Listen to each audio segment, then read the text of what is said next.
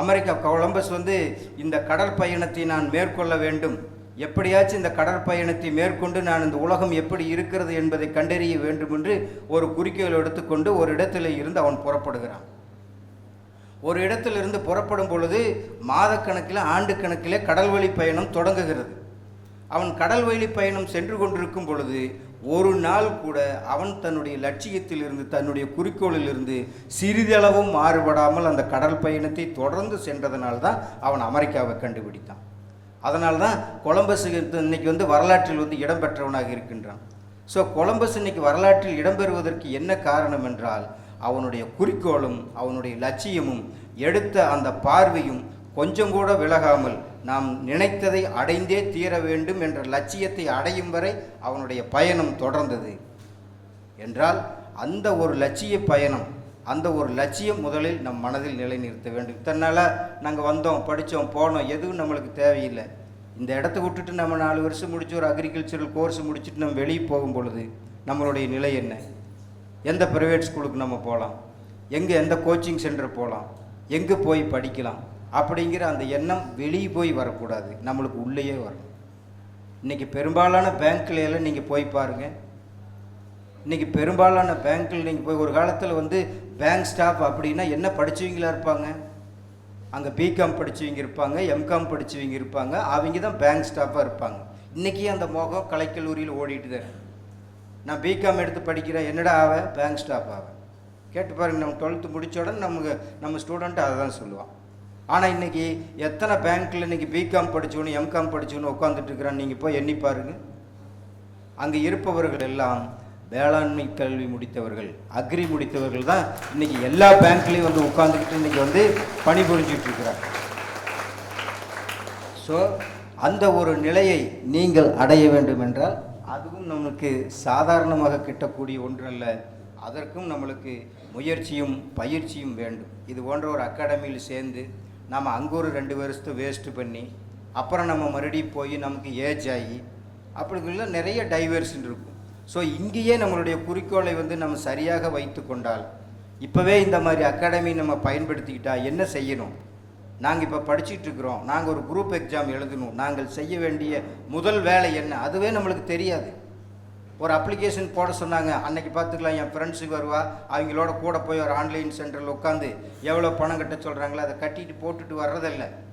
நமக்கு ஒரு தெளிவு இருக்க வேண்டும். நம்மளுடைய விஷன், நம்மளுடைய குறிக்கோள், நம்மளுடைய பார்வை வந்து தெளிவாக இருக்க வேண்டும். தினமும் காலையில் நம்ம கண் முழிச்சோம்னா நம்மளுடைய கையில் 24 மணி நேரம் இருக்குது. இந்த 24 மணி நேரத்தை நம்ம எப்படி பயன்படுத்த வேண்டும்? இந்த ஒவ்வொரு மணித்துளியையும் ஒவ்வொரு மணி நேரத்தையும் நாம் எவ்வாறு பயனுள்ள வகையில் நாம் செலவிடுகின்றோம் என்பதை நாம் திட்டமிட வேண்டும்.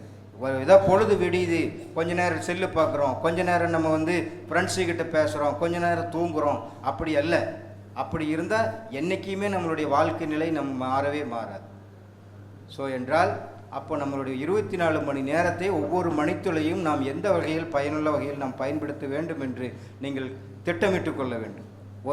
ஒரு நாளைக்கு ஒரு மனிதன் வந்து 6 மணி நேரம் தூங்கினா போதும்.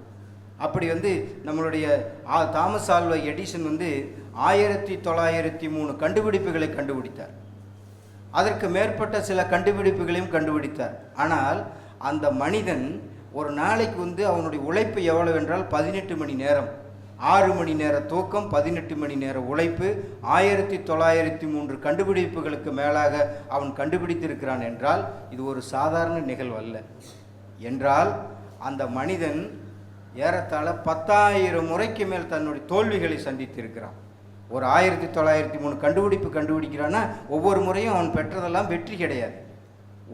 ஒவ்வொரு முறையும் அவன் தோற்று 10,000 முறைகளுக்கு மேல் தோல்வி கண்டுதான் சில கண்டுபிடிப்புகளை அவன் கண்டுபிடித்து நிகழ்த்தி இருக்கிறான் என்றால் அவனுடைய உழைப்பு எந்த அளவுக்கு இருந்திருக்கும் என்று நீங்கள் எண்ணி பார்க்க வேண்டும்.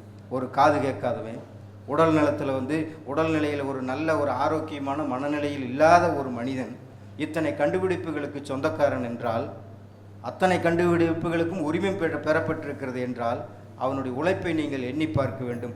அது எதற்காக இந்த இடத்துல குறிப்பிடுகிறேன் என்றால் நம்மளுடைய உழைப்பு 24 மணி நேரத்தில் நாம் எத்தனை மணி நேரம் நாம் பயனுள்ள வகையில் செலவழித்து கொண்டிருக்கிறோம். அது எந்த இடம் வேணாலும் இருக்கலாம், அது எந்த ஃபீல்டாக வேணாலும் இருக்கலாம். நம்ம படிச்சுட்டு இருக்கக்கூடிய இந்த அக்ரிகல்ச்சரல் படிப்பாக கூட இருக்கலாம். நான் எந்திரிச்சேன், இன்றைய நாள் பொழுது நான் வீணாக்கவில்லை, என்னுடைய பாடத்தில் இன்றைக்கி நான் 2 யூனிட் முடித்தேன். அல்லது இன்றைக்கி நான் இந்த ஏதாச்சும் ஒரு பொதுத் தேர்வு சம்மந்தமாக, ஒரு காம்படிட்டிவ் எக்ஸாம் சம்மந்தமாக நான் ஒரு சிலபஸ் எடுத்து இன்றைக்கி இதை படித்தேன். ஏதோ ஒன்று நம்ம பயனுள்ள வகையில் செலவழித்து கொண்டிருந்தால் கண்டிப்பாக நம்மளுடைய வெற்றி நிச்சயமாக இருக்கும். இப்படி போன்ற எப்போவெல்லாம் நம்மளுக்கு சோர்வு வருது, எப்போவெல்லாம் நம்மளுக்கு பயம் வருது, அப்போவெல்லாம் நீங்கள் என்ன பண்ணணும், இந்த மாதிரி எந்த ஒரு வெற்றியாளனும் எந்த ஒரு சாதனையாளனும் சாதாரணமாக சாதித்த வரலாறு கிடையாது. ஒவ்வொருத்தனுக்கும் அவனுடைய குடும்ப பின்னணி ஒன்றும் இருக்காது. வறுமைக்கு கீழே இருந்திருப்பான், தோல்வி மேல் தோல்வி, அவமானத்தின் மேல் அவமானம், இன்னல்கள் மேல் இன்னல், துன்பம் மேலே துன்பம், இப்படிப்பட்ட எல்லா சூழ்நிலையில் எல்லாவற்றையும் கடந்து, எல்லா அவமானங்களையும் கடந்து அவனுடைய நம்பிக்கை ஒன்றை மட்டும் விட்டுவிடாமல் சாதித்த சாதனையாளர்களுடைய வாழ்க்கை வரலாறை நீங்கள் ஒவ்வொரு நாளும் ஒரு சாதனையாளனுடைய வாழ்க்கை வரலாறை நீங்கள் படிக்க வேண்டும். ஆசைப்படணும், மனசுக்குள்ளே நம்ம ஆசைப்படணும், நான் இன்னவா ஆகணும் அப்படின்னு ஆசைப்படணும். என்ன ஆசைப்படணும்? இன்றைக்கி நான் நாமக்கல்லில் இருக்கிற யாரை பார்த்தா என்னுடைய ஆசை அதிகமாகும், யாரை பார்த்தா எனக்கு நம்பிக்கை வரும், யாரை பார்த்து நான் என்னுடைய லட்சியத்தை நான் உருவாக்கி கொள்ள வேண்டும், எங்கே போனால் எனக்குள்ளே ஒரு கனவு உருவாகும் அப்படின்னு நீ நினைக்கணும். ஒன்றும் செய்யணும், எங்கேயுமே எதுவுமே இல்லை அப்படின்னு சொல்லிச்சுன்னா நேராக நம்ம எங்கே போகலன்னா நம்ம பஸ் ஏறி கலெக்டர் ஆஃபீஸ் போயிடலாம். கலெக்டர் ஆஃபீஸுக்கு போய் அங்கே போய் நம்ம கலெக்டர் இருக்கக்கூடிய ரூம் முன்னாடி நீங்கள் ஒரு 10 நிமிஷம் உங்களுக்காக, உங்களுடைய எதிர்காலத்துக்காக, உங்களுடைய தன்னம்பிக்கைக்காக, உங்களுடைய குறிக்கோளுக்காக, உங்களுடைய லட்சியத்திற்காக நீங்கள் ஒரு அரை மணி நேரம் செலவிடலாம், தப்பே இல்லை. நீங்கள் போய் அங்கே என்ன பண்ணுறீங்க, ஒரு அப்சர்வர் போய் மட்டும் நிற்கிறீங்க.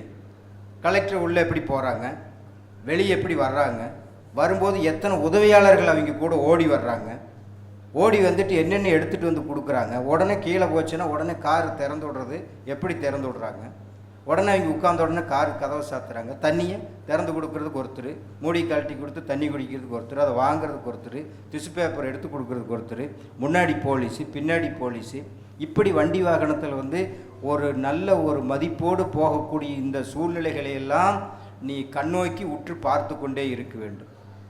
எதற்காக என்றால் அப்போ தான் உனக்கு ஆசை வரும். இந்த இடத்துல நான் இருந்தால், கண்ணை மூடிட்டு அந்த இடத்துல யோசி, இந்த இடத்துல நான் கலெக்டராக இருந்தால் எனக்கு இப்படித்தானே பண்ணுவாங்க, எனக்கு இப்படித்தானே செய்வாங்க அப்படிங்கிற அந்த ஆசை உனக்குள் துளிர் விட வேண்டும். ஆசைப்படணும், நல்ல விதத்தில் ஆசைப்பட வேண்டும். ஆசைப்பட்டால்தான் நம்ம வாழ்க்கையில் நம்ம சாதிக்க முடியும். ஸோ ஆசைப்படணும். நம்ம ஆசைகள் எல்லாமே கனவாக மாற வேண்டும்.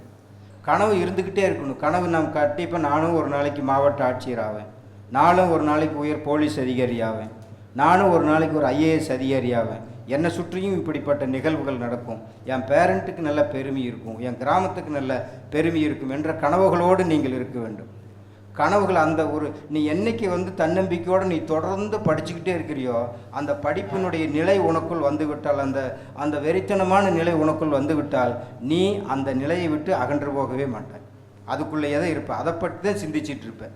தூங்குறோமா, இன்றைக்கி என்ன படித்தோம், நம்ம படித்ததெல்லாம் இன்றைக்கி ஞாபகம் இருக்குதா, காலையில் எத்தனை மணிக்கு எந்திரிக்கணும், நாம் என்ன எந்திரிச்சு எத்தனை மணிக்கு படிக்கணும், நாளைக்கு என்ன படித்து முடிக்கணும், இதே இருந்தால் நீ தூங்கும் பொழுது கூட அவைகள் உனக்கு கனவுகளாக வரும்.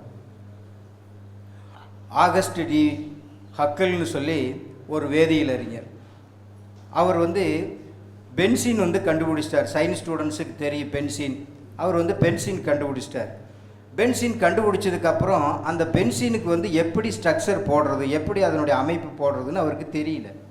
அவரும் பல வகையில் முயற்சி பண்ணி பார்க்குறாரு. அந்த C6H6 பென்சினுடைய ரிங் எப்படி அருங்கோண வடிவமைப்பில் இருக்கும் இல்லையா, அந்த வடிவம் அவருக்கு தெரியல. அவர் என்னென்னமோ முயற்சி பண்ணுறாரு, முடியல. இந்த ஒரு நிலையில் அவருக்கு வீட்டில் தூக்கம் இல்லை, பேரண்ட்ஸுக்கிட்ட பேசுகிறதில்ல, குழந்தைகிட்ட பேசுகிறதில்ல, வீட்டுக்காரர்கிட்ட பேசுகிறதில்ல, எந்த ஒரு திருவிழாவும் கிடையாது. இதே சிந்தனையோடவே இருக்கிறார். போய் ஒரு நாள் தூங்குறார், நாங்கள் தூங்கிட்டு இருக்கிற மாதிரி பாரு, எழுப்பிவிடு, சரிங்களா? அப்போது தூங்கிட்டு இருக்கிறார். தூங்கிட்டு இருக்கும் பொழுது அந்த கக்கலுக்கு ஒரு கனவு வருது. ஒரு பாம்பு சுற்றி படுத்துக்கிட்டு அதனுடைய வால் பகுதியை தன்னுடைய தலையால் கவ்விக்கொண்டிருக்கிறது. அப்படி தலையால் கவ்விக்கொண்டிருக்கும் பொழுது அந்த பாம்பை சுற்றி 6 தீப்பொறிகள் வந்து ஒன்றோடு ஒன்று கைகோர்த்து கொண்டு நடனமாடிக்கொண்டிருக்கக்கூடிய அந்த காட்சிகளை அவர் கனவாக காண்கிறார்.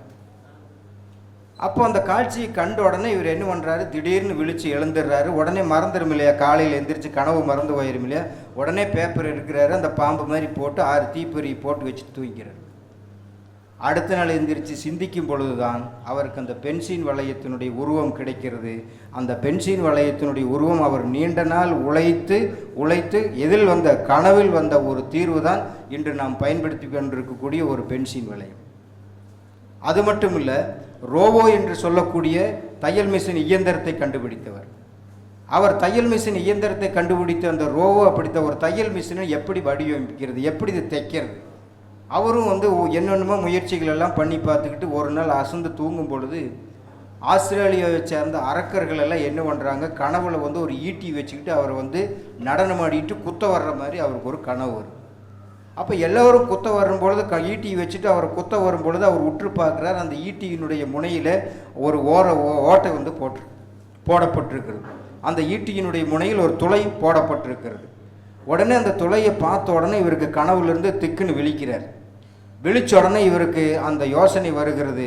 உடனே ஒரு ஊசி எடுத்து ஈட்டி போல் செய்து அதற்குள் ஒரு ஓட்டையை வைத்து உடனே ஒரு தையல் மிஷினுடைய இயந்திரத்தை முழுமையாக வடிவமைக்கிறார். என்றால் அவருக்கு எது துணையாக இருந்தது? கனவு துணையாக இருந்தது. சும்மா வர்றதில்லை, அதே சிந்தனையோடு இருக்கும் பொழுது வருகின்ற அந்த கனவு தான் ஒரு மனிதனை வந்து அவன் நினைத்ததை வந்து அவனுடைய லட்சியத்தை அடைவதற்கு அந்த கனவுகள் வந்து காரணமாக அமைகின்றது என்பதை நீங்கள் புரிந்து கொள்ள வேண்டும். அது மட்டும் இல்லை, ஐன்ஸ்டீன்னா உங்களுக்கு யாருன்னு ஞாபகம் இருக்கா? ஐன்ஸ்டீன்னா நம்மளுக்கு என்ன ஞாபகம் இருக்கும்? பேர் மட்டும்தான் ஞாபகம் இருக்கும் இல்லையா? அந்த அளவுக்கு நாங்கள் வந்து படிச்சிருந்தோம்னா நாங்கள் ஏற்கனவே ஒரு குரூப் 4 எக்ஸாம் எழுதியிருப்போங்க சார், பாஸ் பண்ணியிருப்போங்க சார் அப்படின்னு நம்ம நினைக்கலாம். தெரிஞ்சிரும் இருக்கும், தெரியாதது யாருக்கும் இல்லை, கண்டிப்பாக தெரிஞ்சிருக்கும். அதை ஏன் நம்ம நினைக்கணும்? அது நமக்கு இப்போ தேவையா அப்படின்னு நினச்சே நம்ம விட்டுட்டு மறந்து போன விஷயங்கள் தான் நிறையா. நம்ம +1 +2 10th எல்லாம் ஃபிசிக்ஸ் படிக்கும் பொழுது E = mc² ஒரு ஃபார்முலா படிச்சிருப்போம், ரிலேட்டிவிட்டி தியரி. அது யார் கண்டுபிடிச்சது? ஐன்ஸ்டீன் கண்டுபிடிச்சது. இன்றைக்கி அட்டாமிக் தியரி, அணுகுண்டு கண்டுபிடிப்பதற்கெல்லாம் அடிப்படையாக அமைந்தது எது என்று சொன்னால் அந்த E = mc², ஐன்ஸ்டீனுடைய அந்த ரிலேட்டிவிட்டி தியரி. அப்போது அப்படிப்பட்ட ஒரு மிகச்சிறந்த ஒரு சயின்டிஸ்ட்டு ஒரு நாள் வந்து என்ன பண்ணுறாரு, அவங்க பக்கத்து வீட்டில் இருக்கிற ஒருத்தருக்கு ஃபோன் பண்ணுறாரு. ஃபோன் பண்ணி ஃபோன் எடுத்த உடனே, எங்க கொஞ்சம் ஐன்ஸ்டீன் வீட்டினுடைய அட்ரஸ் எங்கே கொடுக்க முடியுமா அப்படின்னு கேட்குறாரு. ஐன்ஸ்டீன் வீட்டினுடைய அட்ரஸ் கேட்குறதுன்னா நீ அவனுக்கே ஃபோன் பண்ணி தொலைய வேண்டியதானே, எனக்கே ஃபோன் பண்ணுறேன்னு கேட்குறாரு. அப்போ கேட்கும்பொழுது இவர் சொல்கிறாரு, நான் பேசுகிறது ஐன்ஸ்டீன் தான் பேசுகிறேன், எனக்கு வீட்டோட முகவரி மறந்து போச்சு, கொஞ்சம் சொன்னீங்களா நான் வந்து வீட்டுக்கு வர்றதுக்கு வசதியாக இருக்கும் அப்படின்னு சொல்லி அந்த பக்கத்து வீட்டுக்காரர்கிட்டேருந்து வீட்டு அட்ரஸ் வாங்கிட்டு தன்னுடைய வீட்டுக்கு போகிறார். எதற்காக சொல்லுகிறேன் என்றால், இது ஒரு ஞாபக மறதி. இப்படிப்பட்ட ஒரு பெரிய சயின்டிஸ்டுக்கு இப்படி ஒரு ஞாபக மறதி இருக்குமா என்றால், அந்த அவருடைய சிந்தனையினுடைய ஆழத்தை நீங்கள் புரிந்து கொள்ள வேண்டும். தன்னுடைய கண்டுபிடிப்புகளிலேயே அவர் பகல் முழுவதும் சிந்தித்து கொண்டே இருப்பதால் அடுத்தது என்ன செய்ய வேண்டும் என்ற நினைவு கூட அவர்களுக்கு இல்லாமல் அது ஞாபக மறதியாக போய்விடுகிறது. இன்னொரு நாள் அவர் வந்து ட்ரெயினில் போயிட்டுருக்கிறாரு, ஐன்ஸ்டீன் ட்ரெயினில் போயிட்டுருக்கிறாரு. டிடிஆர் வந்து டிக்கெட் செக் பண்ணிகிட்டே வர்றாரு. டிக்கெட் செக் பண்ணிகிட்டே வரும்போது ஐன்ஸ்டீன் கிட்ட டிக்கெட் கொடுங்கன்னு கேட்குறாரு. ஐன்ஸ்டீன் பாக்கெட் பார்க்குறாரு, சட்டை பாக்கெட் பார்க்குறாரு, பேண்ட் பாக்கெட் பார்க்குறாரு, கோட்டு, எங்கேயுமே டிக்கெட் இல்லை. உடனே தன்னுடைய இருந்த அந்த பேக் எடுத்து சூட்கேஸ் எடுத்து திறந்து அந்த பெட்டியை தேடுறாரு. டிடிஆர் என்ன சொல்லிடுறாரு, சரி நீங்கள் தேடி வச்சுட்ருங்க, நான் போயிட்டு வந்துடுறேன்ட்டு அவர் போயிட்டு திரும்ப வரும்பொழுதும் அவர் அந்த பெட்டியில் அந்த டிக்கெட் தேடிக்கிட்டே இருக்கிறார். அப்புறம் என்னங்க டிக்கெட் கிடைக்கலையான்னா, டிக்கெட் கிடைக்கலைங்க அப்படிங்கிறாரு. சரி பரவாயில்ல, நீங்கள் எவ்வளோ பெரிய சயின்டிஸ்ட்டு, நீங்கள் டிக்கெட் வாங்கியிருப்பீங்க, பரவாயில்ல விடுங்கிறார். ஐன்ஸ்டீன் அப்போ சொல்கிறாரு, இல்லைங்க நான் அதுக்காக தேடலை, அந்த டிக்கெட் இருந்தால் தான் நான் எந்த ஸ்டேஷனில் இறங்கணும்னு எனக்கு தெரியும், அதனால் எனக்கு அந்த டிக்கெட் ரொம்ப முக்கியம் அப்படிங்கிறார். அப்போ என்ன அர்த்தம்? அவர் இறங்க வேண்டிய ஸ்டேஷன் கூட அவருக்கு நினைவில் இல்லை, மறந்து போச்சு. அவ்வளோ ஒரு ஞாபக மறதி. அப்புறம் டிடிஆர் அவங்க மிஸ்ஸஸுக்கு ஃபோன் பண்ணி இவர் எந்த ஸ்டேஷனில் இறங்கணும்னு கேட்டு அவங்க மனைவிகிட்ட கேட்டு அப்புறம் அவர் வந்து ஸ்டேஷனில் வந்து இறக்கி விட்றாங்க. அப்படின்னா நடக்கும் பொழுதும் எந்த ஒரு செயல்களை செய்யும் பொழுதும் தன்னுடைய கண்டுபிடிப்புகளை பற்றியே சிந்தனைகளினுடைய ஆழம் இருப்பதனால் பெரிய பெரிய அறிவியல் அறிஞர்கள் எல்லாம் இப்படித்தான் வாழ்ந்திருந்தார்கள் என்பது வரலாறு. ஸோ அப்படிப்பட்ட நினைவுகளினுடைய ஆழத்திற்கு நாம் செல்லாவிட்டாலும், அப்படிப்பட்ட ஒரு மிகச்சிறந்த கண்டுபிடிப்புகளினுடைய விளிம்பு வரை நாம் செல்லாவிட்டாலும், நம்மால் முடிந்தவரை ஏதாவது ஒரு தேர்வு எழுதி நாம் அந்த தேர்வில் வெற்றி பெற்று ஒரு அதிகாரியாக வர வேண்டும். எண்ணுவதெல்லாம் உயர்வுள்ளல் என்று சொல்லுவார் வள்ளுவர். நம்ம நினைக்கிறதே நினைக்கிறோம், ஒரு பெருசாக நினைக்கணும். யானை மாதிரி நினச்சா நம்மளுக்கு பூனை மாதிரி கிடைக்கும். ஸோ நம்ம பெரிய அதிகாரி ஆகணும்னு நினச்சா ஒரு குறைந்தபட்சம் நாம் ஒரு சின்ன அலுவலராகவாவது வர முடியும் என்ற அந்த உன்னத ஒரு எண்ணத்தை நீங்கள் மனதில் நீங்கள் விதைத்து கொள்ள வேண்டும். அடுத்தது, நாங்கள் நிறைய முயற்சி பண்ணுறோங்க சார், நிறைய நாங்கள் நம்பிக்கை வச்சுருக்குறோம், என்னுடைய திறமை மேலே எனக்கு நம்பிக்கை இருக்குது, நான் நிறைய செய்கிறேன், எல்லா எக்ஸாமும் போய் எழுதுகிறேன், ஆனாலும் நான் எழுதுகிற எக்ஸாமெல்லாம் தோல்வி அடையுது, தோல்வி ஆகிட்டே இருக்கிறேன், நான் எப்போ பாஸ் பண்ணுறது அப்படின்னு நம்ம நினச்சிக்கிட்டே இருக்கக்கூடாது. வெற்றி என்பது கடைசி படிக்கட்டு. நாம் ஒவ்வொரு இடத்துலையும் ஒவ்வொரு அனுபவத்தை நம்ம கற்றுக்குவோம். தோல்விகள், பலவிதமான தோல்விகள், நம்ம எடிசன் மாதிரி 10,000 முறை தோல்விகளை நாம் சந்திக்க வேண்டும். நம்ம இப்போ ஒரு விஷயத்தை கையில் எடுக்கும்போது நம்மளுக்கு யார் எதிரிகளாக இருப்பாங்கன்னு நினைக்கிறீங்க? நம்ம பக்கத்தில் இருக்கிற நம்ம ஃப்ரெண்ட்ஸு, நம்ம கூட உட்காந்துட்டு இருக்கிறவங்க தான் நம்மளுக்கு முதல் எதிரி. கடவுள் நம்மளுக்கு கொடுத்த ஒரு மிகப்பெரிய வரம் என்னன்னு சொல்லிச்சுன்னா பொறாமை. இது ஒரு வரம். நாம் ஒருத்தர் நம்மளை விட 2 மணி நேரம் சேர்ந்து படிச்சுட்டு இருக்கிறான்னு அவன் மேலே நம்மளுக்கு பொறாமை வரும். இது ஆரோக்கியமான பொறாமை. இவனெல்லாம் படித்து இவெல்லாம் படித்து மேலே போயிட்டுருக்கிறேன், நான் வேடிக்கை பார்த்துட்டு இருக்கிறேன் பாருன்னு நினச்சா அது ஒரிஜினல் பொறாமை. அது இருக்கக்கூடாது. ஆரோக்கியமான பொறாமையை நாம் வளர்த்து கொள்ள வேண்டும்.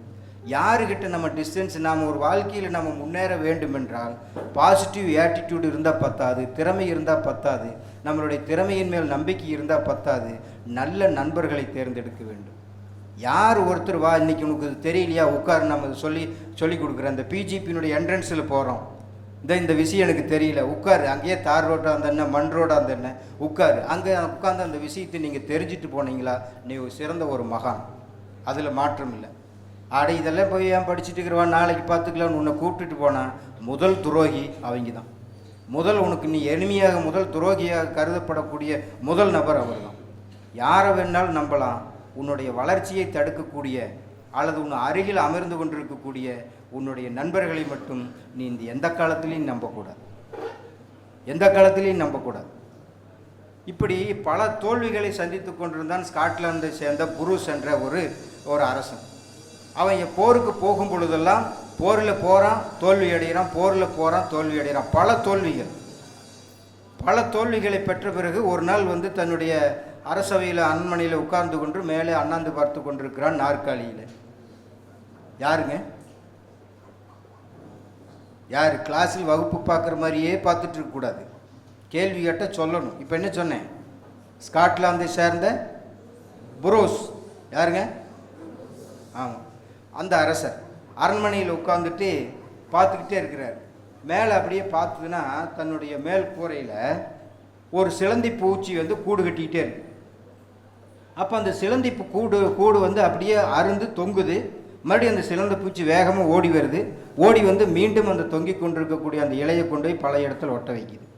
இப்படி பல முறை செய்து மறுபடியும் அடுத்தது விழுகுது. அடுத்தது விழுந்தாலும் அது சோர்வில்லாமல் வருது, மறுபடியும் தூக்கிட்டு போய் ஒட்ட வைத்து இப்படி மணிக்கணக்கில் போராடி அந்த சிலந்தையானது அந்த வலையை கட்டி முடிக்கிறது.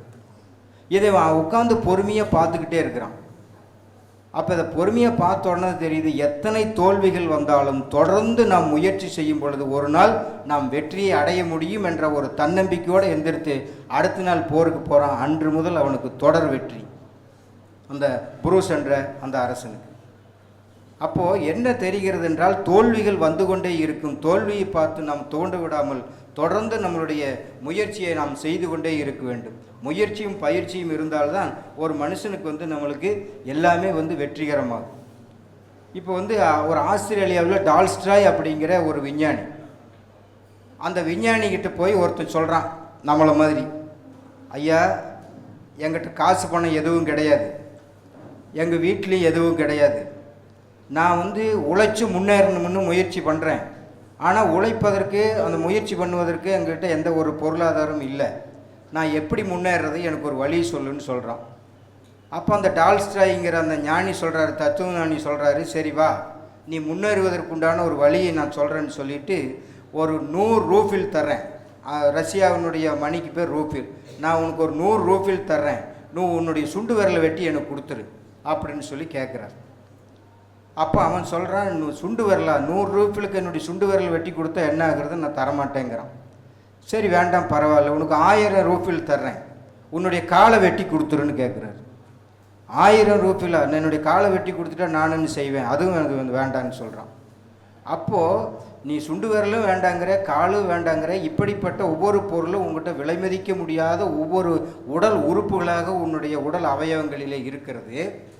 இப்படிப்பட்ட விலை மதிப்பில்லாத இந்த உடல் அவயங்களை பெற்றிருக்கக்கூடிய நீ அதை வைத்து ஏன் முன்னேறக்கூடாது? அதுவே உனக்கு ஒரு சிறந்த மூலதனம், இதுதான் உனக்கு மூலதனம், இந்த மூலதனம் வைத்து நீ வந்து முன்னேறுன்னு சொல்கிறான். ஒரு புத்தகத்தில் நான் படிச்சுன்னு விரல்கள் 10 மூலதனம்னு ஒரு புத்தகம் இருக்கும். ஸோ நம்ம 10 விரல்கள் போதும் நாம் சாதாரணமாக முன்னேறி செல்வதற்கு. உடலில் வந்து குறைபாடு இருக்குது, எங்கிட்ட எந்த பண வசதியும் இல்லை அப்படின்னு நினச்சிவங்க யாருமே முன்னேறினதில்லை. நம்ம அமெரிக்காவினுடைய ஜனாதிபதியான ஆபிரகாம் லிங்கன் ஒரு சாதாரண ஏழை குடும்பத்தில் பிறந்தவன், ஒரு விறகு வெட்டியினுடைய மகன். அவனுடைய உழைப்பு, அவனுடைய முயற்சி, அவனுடைய நோக்கம், அவனுடைய குறிக்கோள் எல்லாம் ஒன்றே ஒன்று, நான் அமெரிக்காவினுடைய ஜனாதிபதியாக வேண்டும் என்று. ஒரு சாதாரண குடிமகன், ஒரு சாதாரண ஏழை குடும்பத்தில் பிறந்தவன் அமெரிக்காவினுடைய ஜனாதிபதி என்றால் நினைத்து பார்க்க முடிகிறதா? ஒரு நாள் அவனுடைய கனவு நினைவேறியது. காரணம் அவனுடைய முயற்சி. நம்ம ஜேம்ஸ் வாட் நம்ம கேள்விப்பட்டிருப்போம், நீராவி என்ஜினை கண்டுபிடிச்சவர். அந்த ஜேம்ஸ் வாட் வந்து உடல் பலவீனமானவர், உடல் குறைபாடு உள்ளவர். ஸ்கூலுக்கு கூட அவரால் எந்திரிச்சு நடந்து போக முடியாத அளவுக்கு உடல் குறைபாடு உள்ளவர். அவர் வந்து இருக்கக்கூடிய தன்னுடைய உடல் குறைபாட்டையெல்லாம் ஒரு பொருட்டாக நினைக்காம அந்த தடைகளை எல்லாம் தகர்த்து வீட்டில் இருந்தவாறே ஒரு நீராவி என்ஜினை கண்டுபிடித்து ஒரு சாதனை புரிந்தார் ஜேம்ஸ் வாட். அடுத்ததாக நம்ம வந்து தோல்வியே கண்டிராத ஜூலியஸ் சீசரை நம்ம பார்க்குறோம். ஜூலியஸ் சீசருடைய வாழ்க்கை வரலாற்றில் அவருடைய போரில் வந்து தோல்வியே கிடையாது. ஆனால் அவர் யார் அப்படின்னு சொன்னால் அவர் ஒரு வலிப்பு நோயாளி. ஒரு வலிப்பு நோயாளியாக இருக்கக்கூடிய ஜூலியஸ் சீசர் போரிலே தொடர்ந்து வெற்றி கண்டார். நம்ம டார்வின் கேள்விப்பட்டிருப்ப டார்வின் கொள்கை, ஒரு சொல் உயிர் அமீபாவிலிருந்து எப்படி மனிதன் தோன்றினான் என்று சின்ன சின்ன உயிர்களிலிருந்து அப்படியே அந்த பரிணாம வளர்ச்சி, பரிணாம கொள்கையை கொடுத்தவர் டார்வின். டார்வினிசம் தியரின்னு சொல்லி கொடுக்குறார். அவருடைய உடல்நிலை எப்படி அப்படின்னு சொல்லிச்சுன்னா, ஒரு செகண்டு கூட அவர் தலை, அவருடைய கால், கை எதுவுமே நடுங்காமல் நிற்காது. படுத்துக்கிட்டு இருக்கும் பொழுது கூட அவருடைய தலை ஆடிக்கொண்டே இருக்கும், அவருடைய கைகால்கள் ஆடிக்கொண்டே இருக்கும்.